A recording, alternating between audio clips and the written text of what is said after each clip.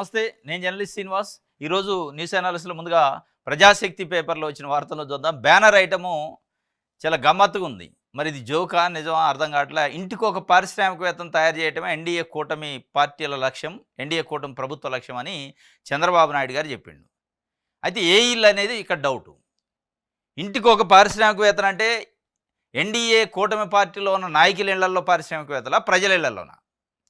ఏ ఇల్లు అనేది ఇప్పుడు పెద్ద ప్రశ్న. ఎందుకంటే 95 నుంచి ముఖ్యమంత్రిగా ఉండే చంద్రబాబు నాయుడు గారు ఈ మాటలు చాలా చెప్తూనే ఉన్నాడు. జన్మభూమి అనడు, ఇంకోటి పారిశ్రామికవేత్తలు అనడు, అభివృద్ధి అనడు, సాఫ్ట్వేర్ కంపెనీలు అనడు, రకరకాలు చెప్పిండు. కొన్ని అభివృద్ధి చేసిండు, దాంట్లో డౌట్ లేదు. కొంత అడ్మినిస్ట్రేషన్ చేసిండు, దాంట్లో డౌట్ లేదు. ఈ పారిశ్రామికవేత్తల కథ అది ఒడవట్లే, చెప్తా ఉండవు. ఎప్పుడు అధికారంలోకి వచ్చినా నేను బీసీలని, బడుగు బలహీన వర్గాలని, పేదవాళ్ళని అత్యున్నత స్థాయికి తీసిపోతా అంటుండు. ఒక్కడు లేడు వచ్చినోడు. అత్యున్నత స్థాయికి వచ్చిన వాళ్ళు ఒక్కళ్ళు లేరు. కానీ చంద్రబాబు నాయుడు గారు అయితే అత్యంత ధనికమైన ముఖ్యమంత్రి అయిండు ఈ దేశంలో. ఇప్పుడు నారా లోకేష్ గారు, బాలకృష్ణ గారు, చంద్రబాబు నాయుడు గారు, ఆయన క్యాబినెట్లో ఉన్న నారాయణ గారు, ఇప్పుడు ప్రతిపక్ష పార్టీ అధ్యక్షుడు జగన్మోహన్ రెడ్డి గారు, వీళ్ళు 4-5 మొత్తానికి ఇంకో ప్రశాంత్ రెడ్డి గారు, ఈ 7 మంది మొట్టమొదటి అత్యంత ధనికులైన ఎమ్మెల్యేల జాబితాలో మొట్టమొదటి 20 మందిలో వాళ్ళు ఉన్నారు. మన అసెంబ్లీలో 7 మంది ఉన్నారు. మరి ఎక్కడ ఇంటికి ఒక పారిశ్రామికవేత్త అయినా దాఖలాలు లేవు. ఎక్కడ మీరు అంటున్న అట్టడుగు వర్గాలను పైకి తీసుకొస్తా అన్నోళ్ళు ఎక్కడ కనపట్టలే, వాళ్ళని ఎక్కడ చూపించట్లే. నిజంగానే అయ్యి ఉంటే చూపిస్తారు కదా, పెద్ద పెద్ద యాడ్లు వేస్తారు. ఇది ఆయన చెప్తుండు, ఇంటికి ఒక పారిశ్రామికవేత్తను చేస్తా అంటే ఆ ఇల్లు ఏది? నిజంగానే పేదల ఇల్లా? నిజంగానే ఇంటికి ఒక పారిశ్రామికవేత్తను మీరు చేసే మాట అయితే టీసీఎస్ని తీసుకొచ్చి 21 ఎకరాల 16 గుంటలు ఇయ్యరు. ఊర్సా కంపెనీ ఉన్నదో లేదో తెలవని కంపెనీకి తీసుకొచ్చి 60 ఎకరాలు 3,000 కోట్ల రూపాయల విలువైన భూమి ఇయ్యరు. లూలు కంపెనీ, లాలా కంపెనీకి విశాఖపట్నంలో భూములు ఇయ్యరు. ఆ ఇంటికి ఒక పారిశ్రామికవేత్తన చేస్తానన్న పేదవాళ్ళకు భూములు ఇచ్చేవాళ్ళు. మీరు ఆలోచనతో రండి, మీరు జ్ఞానంతో రండి, పెట్టుబడి అవసరం లేదు, నేను అన్ని మౌలిక వసతులు కల్పిస్తా అంటాను. ఇవాళ ఆంధ్రప్రదేశ్లో చాలామంది యువత చాలా ఇన్నోవేటివ్ ఆలోచనతో ఉన్నారు. కానీ వాళ్ళని ప్రోత్సహించే నాదుడు లేడు. ఎందుకు ప్రోత్సహించారంటే వాళ్ళతోని మీకు లాభం లేదు. వాళ్ళకి సమాజానికి లాభం ఉంది, కానీ మీకు వ్యక్తిగతంగా మీ పార్టీ పరంగా లాభం లేదు. కాబట్టి లూలు కంపెనీ, లాలా కంపెనీ, టీసీఎస్, ఉర్సా కంపెనీలు అయితే మీకు లాభాలు ఉంటాయి, కిక్ బ్యాక్ వ్యవహారాలు ఉంటాయి అనేది ఇలా తెలుసు. ఇట్లాంటి పబ్లిక్ మీటింగులలో ప్రకటనలు ఇంటికి ఒక పారిశ్రామికవేత్తను చేస్తా ప్రజలకు కడుపు నిండే మాటలు చెప్తున్నారు, కానీ కడుపు నింపట్లేదు, కడుపు ఎండబెడతారు అనేది ఇలా స్పష్టంగా 175 నియోజకవర్గాలు అన్నట 170 ఎంఎస్ఎంఈలు పెడతారట. అంటే micro, small and medium enterprises అనే ఒక స్కీమ్ ఉంటుంది కేంద్రానికి సంబంధించి. అది పెట్టి మొత్తాన్ని పారిశ్రామికవేత్తలు చేస్తానంటాడు. 20 లక్షల ఉద్యోగాలు 5 సంవత్సరాల్లో ఇస్తామని హామీ ఇచ్చిన అదే ఉద్యోగాలు అంటుండు. ఆ ఎంఎస్ఎంఈలు పెట్టేది ఎప్పుడు? 20 లక్షల ఉద్యోగాలు ఇచ్చేది ఎప్పుడు? ఆ ఎంఎస్ఎంఈలు నిజంగానే సామాన్య ప్రజలకు వస్తాయా, మళ్ళీ పొలిటికల్ పార్టీల ఫైరోల్లో ఉన్న వాళ్ళకి వస్తాయా? ఇది పెద్ద ప్రశ్న. ఏ రోజు కూడా సెజ్జులు పెట్టినా, ఎంఎస్ఎంఈలు పెట్టినా ఎవరు లాభం పొందుతున్నారంటే ఎవరైతే పొలిటికల్ పార్టీ జెండాల కింద పనిచేస్తున్నారో, పొలిటికల్ పార్టీలకు అనుకూలంగా ఉంటారో, పొలిటికల్ పార్టీకి డొనేషన్లు ఇస్తున్నారో వాళ్ళకి భూములు ఇస్తున్నారు, కరెంట్ ఇస్తున్నారు, నీళ్ళు ఇస్తున్నారు, మౌలిక వసతులు కల్పిస్తున్నారు తప్ప సామాన్య ప్రజల్ని ఎవరిని మీరు ఇండస్ట్రీలు చేయలే ఇప్పటివరకు. మరి ఇప్పుడు చేస్తారని చూడాలి. ఆ ఇల్లు ఎవరిది అనేది ఇప్పుడు ప్రశ్న. ఇది ఒక వార్త. ఆంధ్రజ్యోతిలో యాడ్. ఇప్పుడు ఈ యాడ్ ఇలా దాదాపు ఒక 20 తెలుగు పత్రికల్లో, ఇంగ్లీష్ పత్రికల్లో కలిపి 20 ఇట్లో వచ్చింది. ఇలా గవర్నమెంట్ యాడ్, గవర్నమెంట్ పైసలతోని జగన్మోహన్ రెడ్డి విధ్వంసం చేసిపోయిండు, పైసలు లేవు, సంపద లేదు, నేను సృష్టించాకనే మీకు ఇచ్చిన సూపర్ 6 అమలు చేస్తా అంటుండు. కానీ యాడ్లకు కొదవలేదు. మొన్న మత్స్యకారుల సేవలు అని ఒక యాడ్ వేశారు. దాంట్లో ఇదే సేమ్ పీజీలు యాడ్లు. అంతకుముందు పెన్షన్లు ఇస్తే యాడ్లు, ఏది ఇస్తే అది యాడ్ అయితే వేస్తున్నారు. ఆ యాడ్ దేనికో తెలియదు, కానీ ఇవాళ యాడ్ వేశారు.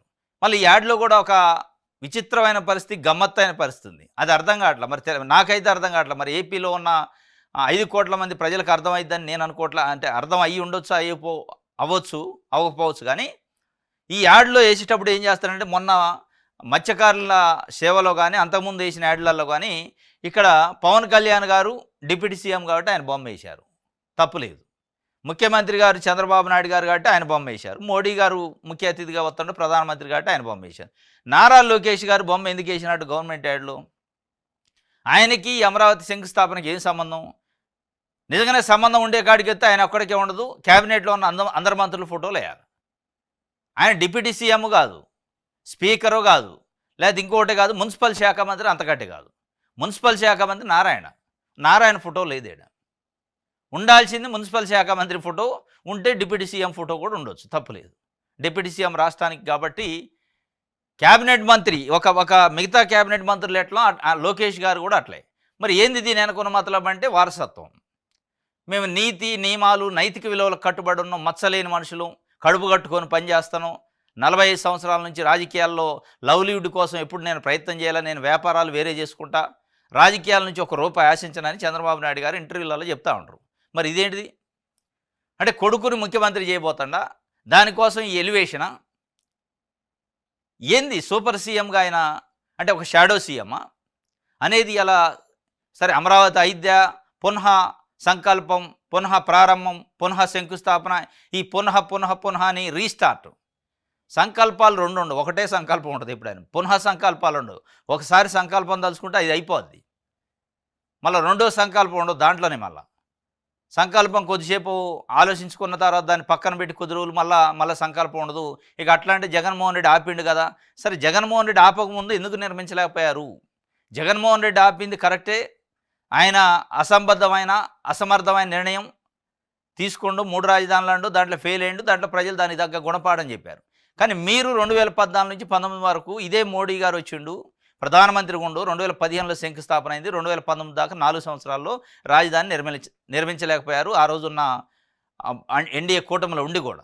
మరి ఈ రోజు ఎట్లా నిర్మిస్తారు? ఇవాళ కూడా మళ్ళీ 4 ఏళ్ళే ఉంది, సంవత్సరం దాదాపు పూర్తిగా వచ్చి మరి ఎట్లా చేస్తారు? మళ్ళీ దీంట్లో కొడుకు ఎలివేషన్ అయింది. కాబట్టి మరి నారా లోకేష్ గారిని ముఖ్యమంత్రి చేసే కార్యక్రమంలో ఇవన్నీ చేస్తాడా? యాడ్లు వేస్తే ప్రతి యాడ్లో లోకేష్ గారి ఫోటో. ఇది యాడ్కు సంబంధించి. అమరావతికి జయం 2.0కు సర్వం సిద్ధం. దీంట్లో అంటే శంకుస్థాపనలలో కూడా 2.0లు ఉంటాయా? శంకుస్థాపనలో 2.0లు గవర్నమెంట్లలో ఉంటాయి. ఇప్పుడు మోడీ 3.0 అంటున్నారు.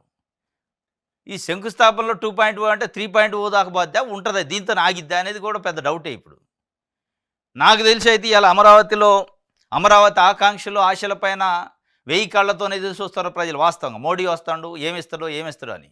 ఈ శంకుస్థాపన గురించి ఎవడు ఆలోచించారు? ఆయన చేయకపోయినా ఎవడు చేసినా ఇది. అమరావతిలో ఉన్న భూములు ఇచ్చిన రైతులు పోయి రిబ్బన్ కట్ చేసినా శంకుస్థాపన అయింది. దానికి పెద్ద ఢిల్లీ నుంచి ప్రధానమంత్రి గారు రావాల్సినంత కాదు. ప్రధానమంత్రి ఎందుకు పిలిపిస్తారంటే ఆయనకి నిధులు ఉంటాయి, నిధులు ఇచ్చే అవకాశం ఉంటుంది కాబట్టి నిధులు ఆయనతోని అనౌన్స్ చేయించుకోవచ్చు అని. అది చేయకుండా ఉట్టి ముచ్చట్లు చెప్పి మళ్ళీ మట్టి ముచ్చట్లు చెప్పిపోతే, నీళ్లు మట్టి ముచ్చట్లే చెప్తే ఇబ్బందికరమైన పని. ఇప్పటికే షర్మిలా గారు పిసిసి అధ్యక్షురాలండు, మళ్ళీ మట్టేనా ఆమెను ఉంది ఆ కథ అని. అందుకే అమరావతి మట్టిని మోడీ గారికి బహిష్కరిస్తా అని ఒక దాంట్లో బిందెలో పెట్టి ఉంచారు. మట్టిని బహుకరిస్తారట. మీరేమో అక్కడి నుంచి మట్టి తెచ్చారు, మేము ఇప్పుడు మట్టి మీకు ఇస్తాం. ఈ మట్టి అటు ఇటు ఎక్స్చేంజ్ చేసుకోవడం తప్ప నిధులు లేవు, రాజధాని లేదు, నిర్మాణం అయ్యేటట్టు కనపట్లే. 1,10,000 కోట్ల రూపాయల పనులు ఇలా శంకుస్థాపన చేస్తుంది మోడీ గారు. కొన్ని వర్చువల్గా, కొన్ని ఫిజికల్గా. మరి 1,10,000 కోట్ల పనులు శంకుస్థాపన అంటే కనీసం ఒక 70-80 కోట్ల రూపాయలైనా ప్రధానమంత్రి వచ్చి అనౌన్స్ చేస్తే ఈ ఆశలకి, ఆశయాలకి, ఈ జయకేతనాలకి అర్థం ఉంటుంది. ఉట్టినే పబ్లిక్ మీటింగ్ పెట్టి, పొలిటికల్ మీటింగ్లు పెట్టి 5 లక్షల టార్గెట్, 3 లక్షల టార్గెట్, ఈ లక్షలు ఎందుకు? 5 లక్షలు కాదు, 5 కోట్ల మంది వచ్చినా టార్గెట్ దేనికి పెట్టాలి? మీరు నిధులకు పెట్టాలి.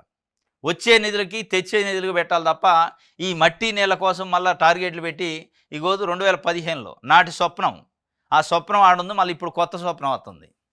2015లో ఇటు చంద్రబాబు నాయుడు గారు, ఇటు ఆయన మోడీ గారు, మా యువతల కేసీఆర్ గారు కూడా ఉండు. అప్పుడు వచ్చిండులే, ఆయన కూడా తెలంగాణ ముఖ్యమంత్రి వచ్చిండు. ఓహో అయిపోయాయని గ్రాఫిక్స్లో ఫుల్ ఆడియోలు, వీడియోలు, మొత్తం యాడ్లు. అప్పుడు కూడా యాడ్లు వేశారు, పెద్ద పెద్ద యాడ్లు. ఇక అయిపోయింది. చంద్రబాబు నాయుడు గారు 40 సంవత్సరాల రాజకీయ జీవితం, అనుభవం ఉన్నోడు, అయిపోద్ది అమరావతి, ఏదో అద్భుతాలు జరిగిద్ది అంటే ఏమి జరగలే. ఏమీ జరగకుండా మళ్ళీ జగన్మోహన్ రెడ్డి టర్మ్ వచ్చింది, ఆయన తీసి పక్కన పెట్టిండు. ఆ తీసి పక్కన పెట్టే స్టేజ్కి తీసుకొచ్చారు. అది మళ్ళీ రాకుండా దయచేసి 5 కోట్ల మంది ఆంధ్రప్రదేశ్ ప్రజల ఆకాంక్షల్ని, ఆశల్ని, వాళ్ళ ఆశల మీద, ఆకాంక్షల మీద నీళ్లు చల్లకుండా ఇవాళ ప్రధానమంత్రి నరేంద్ర మోడీ గారితో 1,00,000 కోట్ల రూపాయలు అనౌన్స్ చేయండి. అది కావాలి. ఆ టార్గెట్ పెట్టుకోండి. 5 లక్షల మంది జనం వస్తారు. ఈ జనాలు చూడని జనమా? మోడీ గారు చూడని జనమా? చంద్రబాబు నాయుడు గారు చూడని జనమా? ఐదేళ్లు ఆగిన అమరావతికి పునః ప్రాణ ప్రతిష్ఠ, తెలుగువారి కలల రాజధానిగా మొదలై వడివడిగా పరుగులు తీసి జగన్ రాకతో ఒక్కసారిగా కుదేలైన రాజధానిలో మళ్ళీ పనుల కళ. 5 ఏళ్లు ఆగిన అమరావతికి పునః ప్రాణ ప్రతిష్ఠ అట. ప్రాణ ప్రతిష్ఠ అప్పుడే చేశారు ప్రాణం. ఆ ప్రాణం మరి ఉన్న ప్రాణమా లేని ప్రాణం? తెలుగు వారి కలల రాజధానిగా మొదలై వడివడిగా పరుగులు తీసింది. మరి పరుగులు తీసినాక జగన్మోహన్ రెడ్డి వచ్చి ఎట్లా దాన్ని ఒకసారిగా కుదేలు చేసిండు? కూల్చిండా బిల్డింగ్లు? పరుగులు తీసి బిల్డింగ్లన్నీ కట్టిన తర్వాత జగన్మోహన్ రెడ్డి బాంబులు పెట్టి కూల్చిండా? ఉన్న రాజధానిని ధ్వంసం చేసిండా జేసీబీలు బుల్డోజర్లు పెట్టి?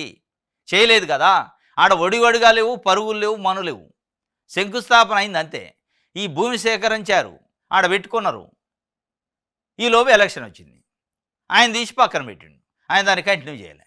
అది ఇప్పుడు జరిగింది తప్పు. మరి ఇప్పుడైనా మరి ఒడివడిగా పరుగులు పెట్టి మళ్ళా జగన్మోహన్ రెడ్డో లేదా ఇంకోళ్ళు వచ్చిందాక వెయిట్ చేస్తారా? నిజంగానే పూర్తి చేస్తారా? అది చెప్పాలిగా. ఈ ఆర్భాటం, ఈ అంగు ఆర్భాటం లేదా 44,000 ఎకరాలు ఇప్పుడు సేకరించాలట.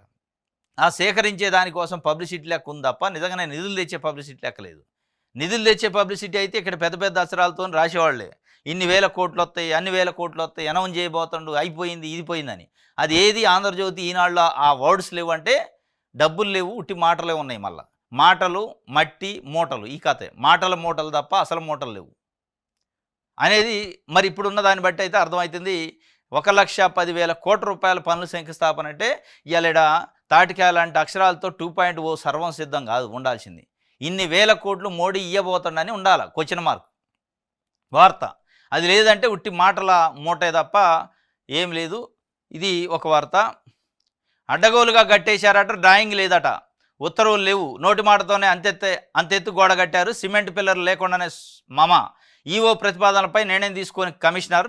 అయినా హడావుడిగా 5 రోజుల్లో నిర్మాణం పూర్తి. సింహాచలంలో ఇంజనీరింగ్ విభాగం నిర్వాహకం ఇది. ప్లాన్ మార్చారు, ప్రాణాలపైకి తెచ్చారు విచారణ కమిటీ. ప్లాన్ మార్చినా, ప్రాణాలపైకి తెచ్చినా, అడ్డగోలుకు కట్టినా అది పూర్తిగా ప్రభుత్వ వైఫల్యం. కేవలం ఏదో దీంట్లో అధికారుల మీద దోషేసి అక్కడ ఇంజనీర్ అనో ఈవో అనో ఇది తప్పించుకునే కార్యక్రమం కాదు. సింహాచలం చందనోత్సవం అంటే చాలా పెద్ద ఎత్తున పబ్లిక్ వస్తారు, తెలుసు. ఇది ఇంకొకటి, దీని వెనక ఒక మచ్చ ఉంది. ఏ తిరుమల తిరుపతి దేవస్థానంలో తొక్కేసలాట జరిగి 6 మంది చనిపోయిన సంఘటన ఉంది. అది కళ్ళ ముందు కదిలాడుతుంది. విచారకరం, ఆందోళనకరం, అపచారం జరిగింది. ఇంకొకటి, మనకు సింహాచలంలో జరుగుతున్నప్పుడు ఎంత అలర్ట్ ఉండాలో, ముఖ్యమంత్రి స్థాయి నుంచి కింద ఉన్న అధికారి వరకు అలర్ట్ ఉండాలి. ముఖ్యమంత్రి గారు దాన్ని గాలికి వదిలేశారు. ఆ మంత్రి, ఎండోమెంట్ మంత్రి గాలికి వదిలేసినట్టుంది. ఏదో మళ్ళీ 5 మంత్రులతో కమిటీ అట. మరి 5 మంత్రులు కమిటీ వేసాక కూడా విచారణ కమిటీ ఏంది, ప్లాన్ మార్చారు, ప్రాణాలపైకి తెచ్చారని ప్లాన్ మార్చిన సంగతి 5 మంత్రులు గమనించలేదా? ఆడ పునాది లేకుండా గోడ కట్టిన సంగతి 5 మంత్రులు గమనించలేదా? అది రాయట్లే. అసలు ప్రభుత్వం యంత్రాంగం అంటే మంత్రులు కానీ ముఖ్యమంత్రి గారు ప్రభుత్వం ఇబ్బంది లేదు అని ఆంధ్రజ్యోతి రాద్ది. ఇబ్బంది అలా అక్కడున్న ఈవో, అక్కడున్న ఇంజనీర్ ఇబ్బంది అట. అక్కడున్న కాంట్రాక్టర్ నేను ఇన్వెస్టిగేషన్ చేస్తే కాంట్రాక్టర్ చెప్తుండు, నా ఎంటబడ్డరు సార్, 4 రోజులు అయిపోవాలి, ఎందుకంటే చందనోత్సవం ఉంది, ఏదో కట్టేవా ఏం కాదంటే, కూలిద్ది సార్ బాగోదు అది అంటే, అది టెంపరీయే, కూలిన పర్లే, తర్వాత ఈ కార్యక్రమం అయ్యాక కూలిన ఏం కాదని చెప్పారట. మరి ఈ కార్యక్రమం అయ్యాక కూలిన ఏం కాదన్నాక మరి ఈ విషయాన్ని అక్కడ ఉన్న అధికారులు మంత్రులుగా చెప్పలేదా, మంత్రులు అడగలేదా? ఒకవేళ కూలిన ఏం కాదనుకున్నాడు, కూలేదాని పక్కన ఎందుకు క్యూ పెట్టి ఇవ్వాలా? క్యూ ఇంకొకెళ్ళి పెట్టినా పోయేది కదా. అది కూలితే కూలింది, పోతే పోయింది. 70 అడుగులు 70 మీటర్ల గోడాట అది. అది పోయినా పర్లేదు, దానిలో ఒక 7-8 మందిని బలి తీసుకుంది కదా ఇలా. ఆ బలి తీసుకునే దగ్గరికి బలి కోసం తీసుకొచ్చారు ప్రజలను అక్కడ క్యూలో పెట్టి. ఇక దీనికోసం ప్రభుత్వం తప్పేమీ లేదు, అధికారి తప్పే. అధికారి అంటే ఎవరు, ప్రభుత్వం అంటే ఎవరు? అటువంటి అధికారులు మంచి చేస్తారు, దాన్ని మంచి అని ఎవరు ప్రచారం చేసుకుంటారు? మళ్ళీ చంద్రబాబు నాయుడు గారు ప్రభుత్వం ఉద్ధరించిందని. మరి అదే అధికారి తప్పు చేసినప్పుడు అధికారం ఏంటంటే మళ్ళా ముఖ్యమంత్రి, మంత్రులే కదా దానికి బాధ్యత వహించాల్సింది. ఇది మొత్తానికి అడ్డగోలుగా కట్టేశారట, డ్రాయింగ్ లేదు, ఉత్తర్వులు లేదు, నోటి మాటతో అంతంత గోడ. ఉదయం చెబితేనే చేసిండట గోపి, విడుదల గోపి. స్టోన్ క్రషర్ యజమానికి ఫోన్ చేసి మాట్లాడా, నేను ఎవరిని బెదిరించలేదు, జాషువాయే ఆయన భయపెట్టారు. విచారణలో రజనీ మరిది వెల్లడి. కోర్టు ఆదేశాలతో గోపిని కస్టడీకి తీసుకున్న ఏసీబీ 3 రోజుల పాటు విచారణ. మా వదిన చెబితేనే స్టోన్ క్రషర్ యజమానికి ఫోన్ చేసి మాట్లాడా, నేను ఎవరిని బెదిరించలేదు. అప్పటి గుంటూరు ప్రాంతీయ విజిలెన్స్ అధికారి పల్లె జాషువాయే ఆయన్ను భయపెట్టారని మాజీ మంత్రి వైసీపీ నాయకురాలు విడుదల రజనీ మరిది చెప్తుండు. అది మరి ఆయన చెప్పిండా, ఆంధ్రజ్యోతి రాసింది తెలియదు కానీ ఉదయం చెప్తున్నా రాసిండా అని ఈయన చెప్తుండు. మరి ఏ పేపర్లో రాలేదు, ఓన్లీ ఆంధ్రజ్యోతిలో వచ్చింది. వస్తే ఇంకోటి ఈనాడులో వద్ది, ఎందుకంటే వాళ్ళకి ఎక్కడ లేని ఇన్ఫర్మేషన్ ఉంటుంది ఇట్లాంటి విషయాల్లో. ప్రజలకి పెన్షన్లు అందకపోతేనో, ప్రజల పెన్షన్లు రాకపోతేనో, ప్రజలకి మద్దతు ధర లేక మిర్చి తగలబెడుతున్నానో, చెరుకు రైతులు చెరుకు పంట తగలబెడుతున్నానో, అది అసలు వాళ్ళ చెవులకు వినపడదు, కళ్ళకి కనపడదు. కానీ ఎక్కడ ఉన్న గోపి 4 గోళ్ల మధ్యలో విచారణ ఎదుర్కొంటుంటే, ఆ విచారణ అధికారి వచ్చి బయటికి చెప్పడు, గోపి వచ్చి చెప్పడు. కానీ చెప్పినట్టు వీళ్ళు రాతరు. మరి నిజంగా ఆయన మరి ఉదయం చెప్తేనే చేసిండా లేదా అనేది ఆయనకి తెలవాలా, విచారణ అధికారికి తెలవదు. కానీ ఆయన అయితే బయటకు వచ్చి చెప్పినట్లేదు. ఉదయం చెప్తే నేను చేసిన, స్టోన్ క్రషర్ యజమానికి ఫోన్ చేసిన కానీ బెదిరియలేదు. జాషువా బెదిరించిండని చెప్పిండట. జాషువాది కూడా ఏనే స్టేట్మెంట్ ఇచ్చినట్టు ఆంధ్రజ్యోతి ఇచ్చేసింది. ఇవన్నీ పేపర్లలో రాసేదాన్ని బట్టి కోర్టుల తీర్పులు ఉండవు. మీ అత్యుత్సాహం తప్ప రికార్డును బట్టి, ఎవిడెన్స్ని బట్టి, డాక్యుమెంట్ బట్టి ఉంటాయి కోర్టుల తీర్పులు. మీ అత్యుత్సాహం ఉండి 4 రోజులు వార్తలు రాసినంత మాత్రంలో ప్రజలకు ఒరిగేది లేదు, రాష్ట్రానికి ఒరిగేది లేదు. ఇదంతా ఉట్టికి చూసి టైంపాస్ ఎంటర్టైన్మెంట్ తప్ప. ఇప్పుడు సెకీ ఒప్పందం ఉంది. ఒక 10 రోజులు రాశారు పెద్ద పెద్ద టావులు వార్తలు. చివరికి చంద్రబాబు నాయుడు గారే సెకీ అనే పదం పలకలేని పరిస్థితికి వచ్చింది. ఎందుకు మళ్ళీ ఆయన్ని ఇబ్బంది పెడతారు పాపం? 75 సంవత్సరాల వయసులో సీనియర్ నాయకుడు దేశంలో. ఈ అడ్డగోలు వార్తలు రాసి ఆయన ఇరుకులు పెడుతుంది. ఇప్పుడు యాడికి పోయినా ఎవడన్నా అడుగుతున్నా ఆయన భయపడతారు. దాని సెకీ ఒప్పందం ఏమైంది అంటే ఏం చెప్పలేని పరిస్థితి. అది బాగుందందామా ఆంధ్రజ్యోతి వార్తలు రాసింది, బాగలేదందామా రద్దు ఎందుకు చేయలేదు అంటారు. ఇక చివరికి మొన్న ఏపీఆర్ఎస్తో చిన్న ప్రకటన ఇప్పించారు. అది రద్దు అవసరంలో, చాలా అద్భుతమైన స్కీమ్ అది. యూనిట్కి 2.5 పైసలకి 2.5 రూపాయలకి వచ్చే స్కీమ్ ఎక్కడ లేదు, చాలా అద్భుతంగానే ఉంది, దాన్ని ఉంచాలన్నారు. ఇప్పుడు దాని గురించి గప్ చెప్పు. ఇప్పుడు ఇది కూడా అంతే ఉంటుంది. ఈ కథలన్నీ, ఈ కల్తీ నెయ్యి, కల్తీ లడ్డు, ఇవన్నీ పెద్ద పెద్ద వార్తలు రాశారు. పోర్టులో బియ్యం పట్టుబడ్డాయి. ఈ వార్తల్లో ఎక్కడ పస లేదు, నిజం లేదు, మొత్తం అబద్ధం తప్ప అనేది కనపడుతుంది. రైట్. ఇది ఆంధ్రజ్యోతికి సంబంధించి. సాక్షి చూద్దాం. కంచం లాగేశారట. ప్రతి ఇంటికి బాబు మోసం, మహిళలు, రైతులు, యువతకు, పిల్లలకు ద్రోహం అని వైఎస్ జగన్ నిప్పులు జరిగాడు. సీఎం చంద్రబాబు కాకముందు ప్రతి ఇంట్లో 4 ఏళ్లు ఆనందంగా నోట్లోకి వెళ్ళాయి. ఇది రాక్షస రాజ్యం. చంద్రబాబు సర్కార్ రెడ్ బుక్ పాలనపై జగన్ నిప్పులు. ఈరోజు టీడీపీ కార్యకర్తలు రాష్ట్రంలో ఏ ఇంటికైనా వెళ్ళి ప్రజల దీవెనలు పొందగలరా? ఇవాళకి మన కార్యకర్త గ్రామంలో ఏ ఇంటికైనా కాలు ఎగరేసుకొని వెళ్ళగలుగుతాడు. గత ప్రభుత్వంలో అమలైన పథకాలని రద్దు, సూపర్ 6 సహా ఎన్నికల హామీలని బాబు మోసంగా మార్చేశారు. ఇప్పుడు కంచం లాగేశారంటాడు, లేదా నోటికాడ ముద్ద గుంజుకున్నారు, తినే ముద్దని, ఇక రకరకాలుగా ప్రచారం ఉంది, జరుగుతుంది. దాని గురించి నిన్న వైఎస్ జగన్మోహన్ రెడ్డి చెప్పిండు. ఆయన చెప్తున్నది ఏంటంటే, యువత, రైతులు, పిల్లలు, మహిళలకి ద్రోహం చేసిండు. ఈరోజు తెలుగుదేశం పార్టీ కార్యకర్తలు రాష్ట్రంలో ఏ ఇంటికైనా పోయి ధైర్యంగా ప్రజల్ని అడగగలుగుతారా మంచి చేస్తానమని. అదే వైఎస్ఆర్సీపీ కార్యకర్త ఏ ఇంటికి వెళ్ళినా కాలు రెగలేసుకొని చెప్పగలడు అంటున్నాడు. ఇప్పుడు వాళ్ళు ఏమంటారు, కూటమి పార్టీలు, తెలుగుదేశం పార్టీ ఏమంటుందంటే, కాలు రెగరేసుకొని నిజంగానే చెప్పగలిగే మాట అయితే మరి ఎందుకు ఓడిపోయింది జగన్మోహన్ రెడ్డి? ఇది కూడా వస్తుందిగా క్వశ్చన్. 11 సీట్లకి ఎందుకు పరిమితం అయ్యండి మరి అనేది కూడా ఒక ప్రశ్న వస్తుంది. మరి దానికి కూడా చెప్పాలి జగన్మోహన్ రెడ్డి గారు. ఇలా వాస్తవంగా కూటమి ప్రభుత్వం సూపర్ 6 అని పంగనామాలు పెట్టిన దాంట్లో డౌట్ లేదు. ఆ పంగనామాలు పెట్టిన దాంట్లో మహిళలకి ఉచిత బస్సు ఉంది, మహిళలకు 1500 రూపాయలు ఉంది, తల్లికి వందనం ఉంది, రైతు భరోసా ఉంది. ఇట్లా చాలా విషయాలలో మోసం నెట్ట నిలువను చేసిండు. ఈ మోసం చేసింది కాక ఈ మోసం ఎట్లుండగానే లూలు కంపెనీ, లాలా కంపెనీ, టీసీఎస్, ఉరసాలకి, అరసాలకి భూములు ఇస్తాడు. అది మరీ కడుపు మండుతుంది ప్రజల్లో. ఉరియమ్మ మా నోటికాడ ముద్ద తీసిపోయి వాడికి పెడతామేంద్రా నాయన. మేము తినే తిండి జగన్మోహన్ రెడ్డి ఏదో నవరత్నాలని పెట్టిండు, అంతో ఇంతో సరే పెద్దగా అద్భుతంగా బతకపోయినా ఒక సంవత్సరానికి ఒక 20,000-30,000 ఇంటికి ఏదో ఒక రూపంలో వచ్చేది. వాటిని తీసిపోయి వాటిని ఆపితివి, మమ్మల్ని ఎండగడితే వాడిని కడుపు నింపుతుంటే, పెద్దోళ్ళకి పెత్తందారులకి కడుపు నింపుతుంటే పేదోడు కడుపు ఎండబెడుతుంటే, మళ్ళీ నేను అద్భుతాలు చేస్తా, ప్రతి పేదోడిని ఏదో ఉద్ధరిస్తా, పారిశ్రామికవేత్తలు చేస్తా అంటే ఎక్కడ వాళ్ళకి అర్థం కావట్లేదు జనాలకు. వాస్తవంగా తినే కంచం గుంజుకున్నట్టే వాస్తవమే, దాంట్లో డౌట్ లేదు. కానీ ప్రతి కార్యకర్త కాలు రెగరేసుకొని తిరగలుగుతారు వైఎస్ఆర్సీపీ అంటే అక్కడ మళ్ళీ 11 సీట్లకి ఎందుకు పరిమితమైంది? అది కూడా ఆత్మ పరిశీలన, ఆత్మవిమర్శ చేసుకోవాలి జగన్మోహన్ రెడ్డి గారు. ఎక్కడ లోపం జరిగింది అనేది కూడా చూసుకోవాల్సిన అవసరం ఉంది. ఎందుకంటే 164 స్థానాలు కూటమికి ఇచ్చే పరిస్థితి ఉంటే మరి దాంట్లో కొంత ఈవీఎంలని రకరకాలు ఉన్నప్పటికీ సరే ప్రజల్లో ఒక నాడైతే కొంత అయినా ఉండి ఉంటుందిగా అనేది. ఇది ఆయన చెప్తుండు. కంచం లాగేసుకున్నారు, కంచంతో పాటు తినే ముద్దను కూడా లాగేశారు. వాస్తవం అది. కూటంపాలనలో విచ్చలవిడిగా స్కాములు, ఇసుక, మట్టి, మద్యం, ప్రతి మాఫియానే. ఏ ఊర్లో చూసినా గుడి, బడి, వీధి చివర బెల్ట్ షాపులే. ఎమ్మెల్యే నుంచి ముఖ్యమంత్రి దాకా దోచుకో పంచుకో తినుకో నడుస్తుంది. ఊరు పేరు లేని కంపెనీలకు భూములు దారాదత్తం. మేము మొబిలైజేషన్ అడ్వాన్సులు తొలగిస్తే వీళ్ళు అదే పనిగా తెచ్చారు. 10% ఇచ్చి 8% తిరిగి వసూలు చేసుకుంటున్నారు. మొబిలైజేషన్ అడ్వాన్సులు మీరు తీసేశారు.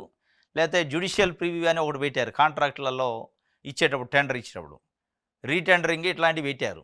అవన్నీ వాళ్ళకి నచ్చవు కాబట్టి తీసేశారు. వాళ్ళకి కావాల్సిన ఎజెండా వేరే ఉంది కాబట్టి ఉర్సా కంపెనీలకు 3,000 కోట్ల రూపాయల భూములు ఇస్తారు. లేకపోతే టీసీఎస్కి ఇస్తారు, లూలు కంపెనీకి ఇస్తారు. దాని వెనక ఒక ఎజెండా ఉండొచ్చు. మీ ఎజెండా మీకుంటే వాళ్ళ ఎజెండా వాళ్ళకుంది. సరే, మధ్యలో అయితే ప్రజలు బకరాయారు. గోడచాటన గుట్టు 5గురు మంత్రులన్న 7 ప్రాణాలు బలి, సింహాచలంలో ఏర్పాట్లను స్వయంగా పరీక్షించిన మంత్రుల కమిటీ. చిన్న అంశాలను సైతం పరిగణలోకి తీసుకొని ఏర్పాట్లు చేస్తున్నామన్న హోంమంత్రి.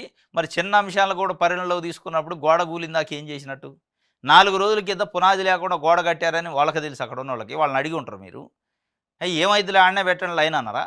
కనీసం సరే కట్టిన గోడకి తిరిగి రాదు. ఈ మంత్రులు అక్కడ ఉండి కట్టించిన గోడ కాదు అది, లేదా ముఖ్యమంత్రి ఉండి కట్టించే గోడ కాదు. అక్కడ ఉన్న లోకల్ అధికారులు చేశారు, కరెక్టే.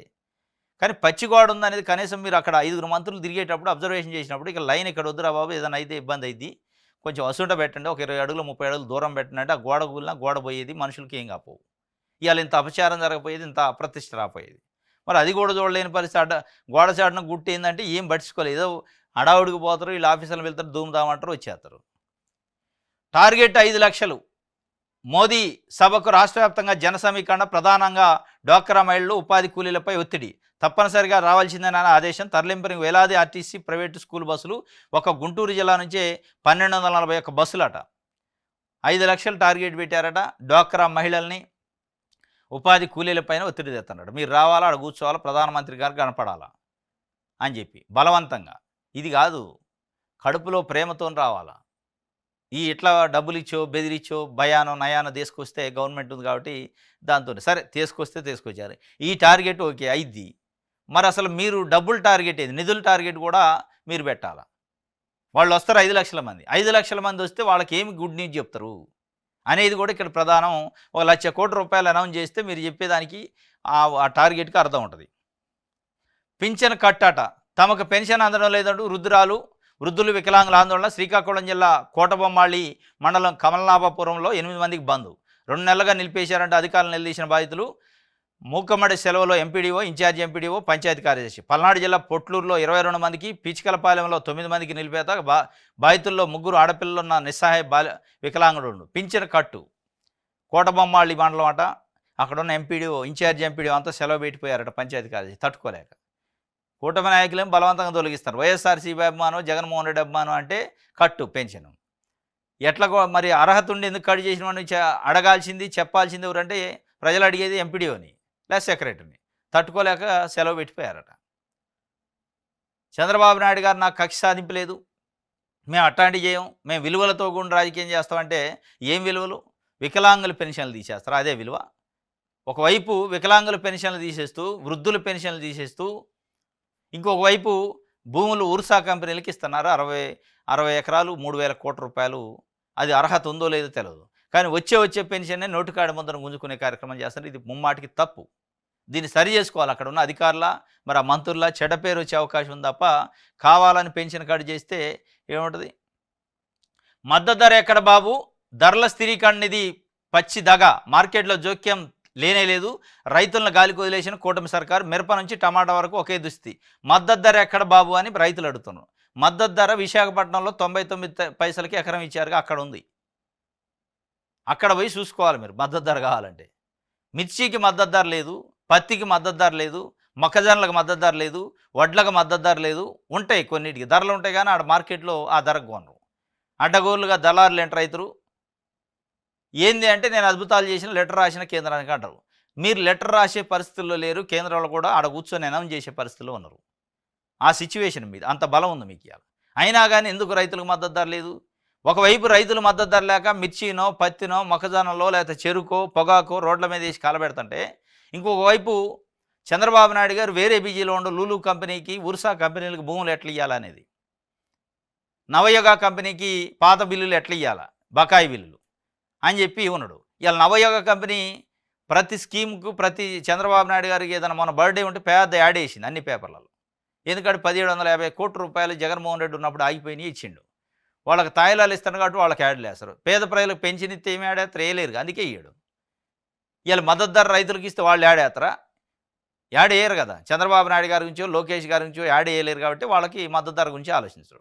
ఇయాల మద్దతు ధర ఏది బాబు అని రైతులు అడుగుతున్నట్టు ఒక వార్త ఏశారు. మద్దతు ధర 99 పైసలకి ఎకరం భూమి టీసీఎస్‌కి, 59 పైసలకి ఎకరం భూమి ఉర్సా కంపెనీకి, లూలు కంపెనీలకి అక్కడుంది మద్దతు ధర. ఆ మద్దతు ధర కాడ దీనికి దానికి కంపేర్ చేస్తే అర్థమైంది. విశాలాంధ్ర ఇగో యాడ్ అన్ని విశాలాంధ్రతో సహా లోకేష్ గారు, పవన్ కళ్యాణ్ గారు, కింద మోడీ గారు. అంటే ఎక్కడ కూడా పవన్ కళ్యాణ్ గారి కంటే ఒక మెట్టు దిగనీయకుండా చూస్తుండు. అందరి దృష్టి అమరావతి పైనే. మోదీ సభకు సర్వం సిద్ధం. వేదికపై గవర్నరు, సీఎం, పవన్, లోకేష్ సహా 14 మంది ఉంటారట.